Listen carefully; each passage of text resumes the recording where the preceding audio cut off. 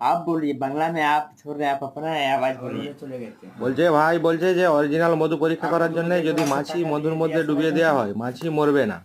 তো মাছি ডুবালেও মাছি উড়ে চলে যাবে। আবার বলছে টাকার মধ্যে যদি মধুকে দিয়ে গ্যাস লাইট দিয়ে জ্বালানো হয়, এই যে দেখুন টাকার মধ্যে মধু কিছুটা দেওয়া হলো, এই দেখুন দেওয়া হলো, দেওয়ার পরে এই যে গ্যাস লাইটটা মারা হলো, মারার পরে দেখুন মধুটা ফুটতে থাকবে কিন্তু টাকা পুড়বে না। আর যদি ডুপ্লিকেট মধু হয় না, তো ওটা টাকা পুড়ে যাবে। এই যে দেখুন, এই যে দেখুন মধু পড়ছে তো ভাই, মধু টাকা পড়বে ফুটতে না। থাকছে কিন্তু। আর रुक के जग मार दिखाई देना फोन कर।